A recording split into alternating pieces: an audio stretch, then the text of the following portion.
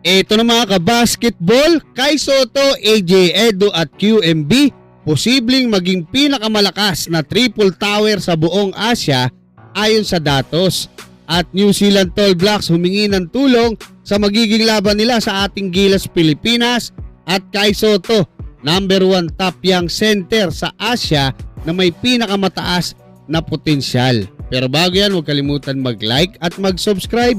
bilang pagsuporta sa pinakabagong update ng All-Star patungkol nga sa inaabangang pagbabalik ng ating pambatong si Kai Sotto sa ating Gilas Pilipinas. Ay ipinaliwanag nga nito ayon sa kanilang mga datos or data na nakalap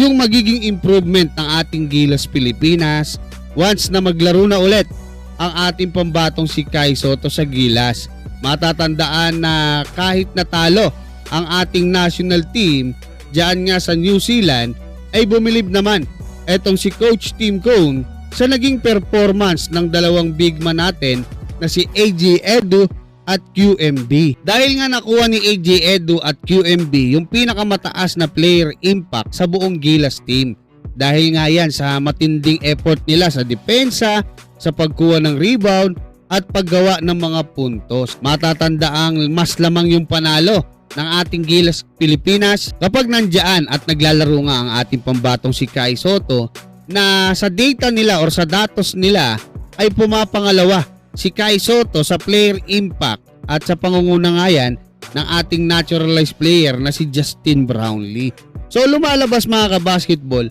pagpasok ni Kai Sotto dito nga sa ating Gilas Pilipinas, kung nandiyan si AJ Edu at nandiyan si QMB at si Justin Brownlee na matataas yung player impact, idadagdag mo ngayon yung impact ni Kai Sotto sa laro, ganoon magiging kabangis etong ating Gilas Pilipinas, especially sa ilalim at masasabi ko na kung hindi man ngayon, sa mga darating na panahon, magiging isa sa pinakamalakas na triple tower etong si Kai Sotto, AJ Edu at si QMB. Ay paniguradong mapapalaban talaga dyan etong New Zealand at Australia. At may pagkakataon si Kai na patunayan yung sinasabi ni Josh Bet na siya na raw kasi hindi ko na record sinabi ni Josh Bet dun sa isang laro ni Kai na si Kai Sotto na yung kumbaga isa sa mga pinakamahusay na sentro dito nga sa buong Asia. At yan din yung sinasabi ng mga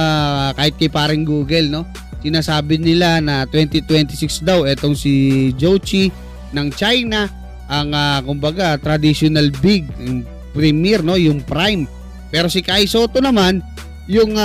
kumbaga pinakamataas na potensyal na